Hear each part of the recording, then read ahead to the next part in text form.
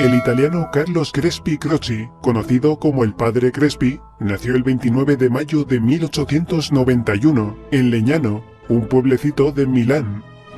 Era doctor en ciencias naturales y en música, además de ser ingeniero hidráulico, y sabía tocar perfectamente varios instrumentos. Curiosamente, solo se alimentaba de verduras y agua, porque su organismo no podía tolerar la carne. Sin embargo, la historia más popular del Padre Crespi comienza en el Vaticano. El Papa Pío XI ordenó a todos los misioneros destinados a diferentes partes del mundo que trajeran los objetos más extraños que tuviesen las distintas tribus, con el fin de exhibirlos en la Exposición Misionera Internacional de 1925. Fue entonces cuando, en abril de 1923, el Padre Crespi fue enviado a Guayaquil a buscar estos objetos, concretamente los de la tribu de los Shuar, más conocida como los jíbaros, únicos conocedores de la técnica de reducción de cabezas. Durante ese tiempo, recopiló una gran cantidad de información, y logró llevar a la exposición misionera, entre otras cosas, un libro y un extenso documental sobre los nativos, además de la fauna y flora de la Amazonía. A partir de ese momento vuelve a Ecuador y su vida transcurre como párroco en la Iglesia de los Pobres de María Auxiliadora. Como hasta 1936 solo la clase alta tenía acceso a la educación y los niños pobres se quedaban con sus padres o en la calle, el Padre Crespi decidió abrir la Escuela Popular Salesiana, que más tarde se llamaría Escuela Merchán. En un principio tenía casi 100 niños, pero pronto llegarían hasta los 1500. Este sacerdote era un gran aficionado a la arqueología, y visitaba con mucha frecuencia a los Shuar, que según el Padre Crespi, le regalaron placas y artefactos extraños que habían encontrado en la cueva de los Tallos. En poco tiempo, acumuló una gran cantidad de piezas, planchas de oro con inscripciones desconocidas, vasijas, tallados y toda clase de extraños objetos. Incluso tuvo que pedir permiso al Vaticano para abrir un museo, porque ya no le cabían en su casa. Para ello, escogió el Colegio de Salesianos de Cuenca, y con el tiempo el número de objetos fue aumentando, hasta el punto de convertirse en 1960 en el museo más grande de Ecuador. Se dice que en total llegó a tener hasta 8000 piezas arqueológicas. Entre todas ellas, había muchos objetos en oro similares a la cultura sumeria y egipcia, algo realmente increíble. También aparecen seres no humanos de diferentes tipos, monstruos, gorros de pico hititas y sumerios, pirámides y objetos de culto al sol. Curiosamente, hay tablillas en las que aparecen hombres barbados, algo inusual entre los nativos de la zona. Algunas de las figuras grabadas en las planchas muestran animales que no se conocían en aquellas tierras, como elefantes, leones, renos e incluso animales extintos. Hay que añadir que muchas de las planchas estaban hechas de un metal con memoria, es decir, podían doblarse y volver a su posición original en menos de una hora, como esta enorme plancha de 1 milímetro de grosor. Algunos objetos tenían grabados inscripciones muy complejas de una riqueza histórica increíble, como esta tablilla metálica de 52 centímetros de largo y 14 de ancho, hecha de oro puro, que contiene 56 símbolos. Esta pieza fue estudiada por el filólogo hindú Dilip Kumar, y llegó a la conclusión que estos símbolos guardan una gran similitud con la escritura Brahmi de la India, utilizados en el periodo Asoka hace más de 2300 años. Llama la atención que la figura de la serpiente se repite en todo momento. Curiosamente, este reptil está presente en los relatos mitológicos de todas las culturas del mundo antiguo.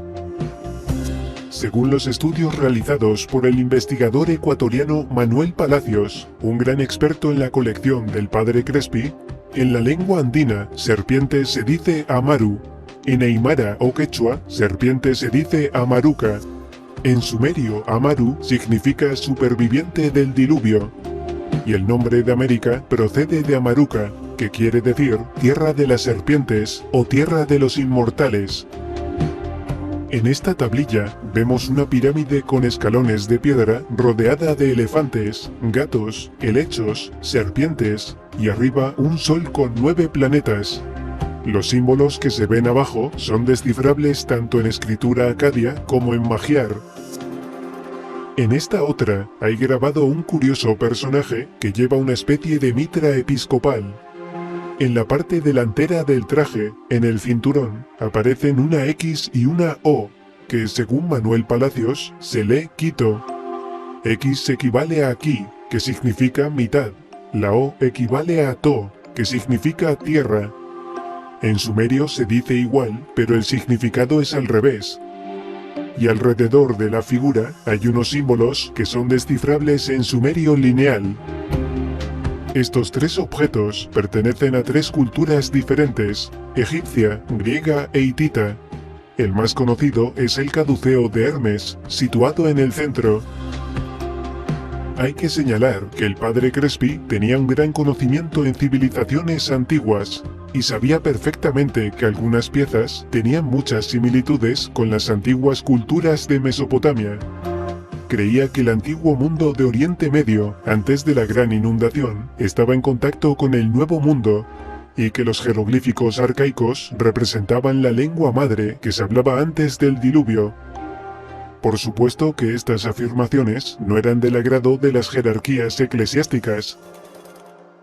Pero si todos estos descubrimientos indicaban una extraña conexión con Sumeria, Egipto y otras civilizaciones, más desconcertante aún fueron los hallazgos de objetos de gran tamaño que parecían haber sido usados por gigantes. Como esta enorme guitarra, en la que se aprecia su tamaño con respecto al padre Crespi, o esta gran corona de proporciones desmesuradas. Aunque quizá para los nativos no sea tan raro, ya que en esta zona hay muchos testimonios que hablan del hallazgo de huesos de seres humanoides de un tamaño descomunal. El húngaro argentino Juan Moritz era amigo y discípulo del padre Crespi, y sabía de la existencia de una biblioteca con láminas de oro en la cueva de los Tallos. El padre Crespi compartía sus conocimientos con los científicos del llamado Círculo de los Tallos, que hacían expediciones a la selva con el único propósito de obtener información sobre otras civilizaciones. Al parecer, solo Juan Moritz conocía la verdadera entrada a la cueva de los Tallos, donde descubrió una enorme biblioteca de planchas de oro en las que estaba escrita la historia de la humanidad, y se encontraba custodiada por seres de otros mundos. Pero ¿de dónde procedían los objetos del padre Crespi?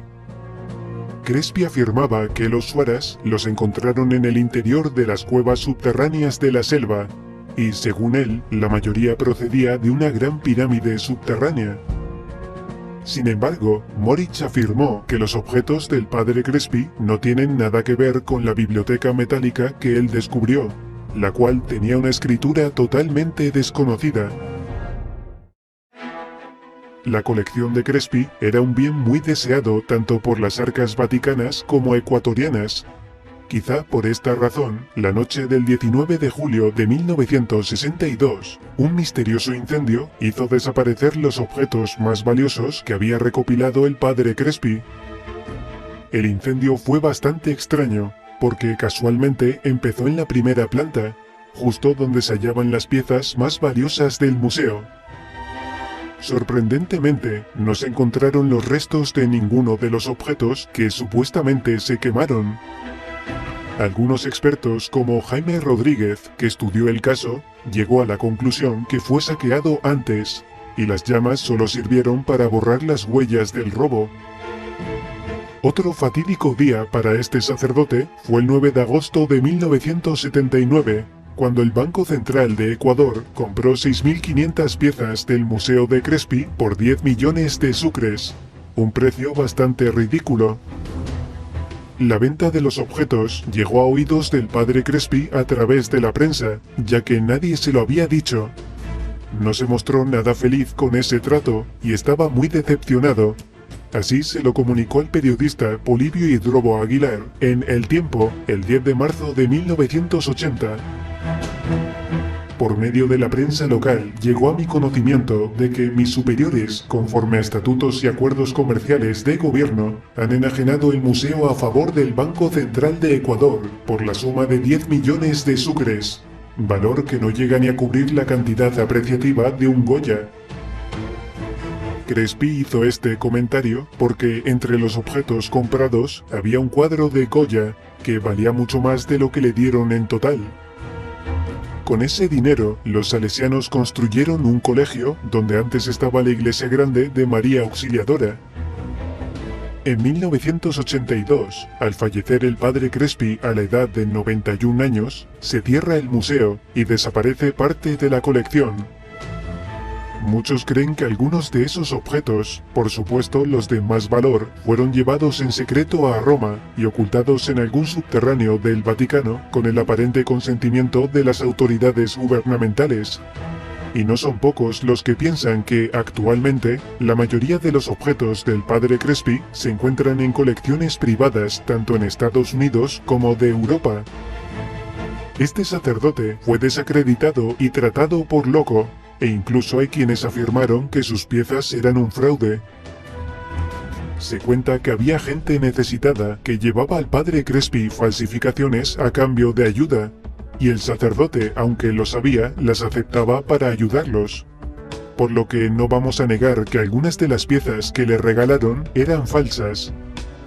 Pero las que supuestamente se quemaron en el incendio no lo eran, ni tampoco las 6.500 piezas que compró el Banco Central de Ecuador.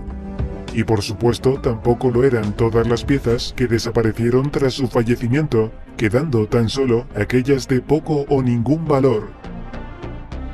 Afortunadamente, aún permanecen las fotografías y numerosos testimonios de muchos investigadores que demuestran la veracidad de estas intrigantes piezas, que sin duda se han convertido en uno de los mayores misterios de la historia.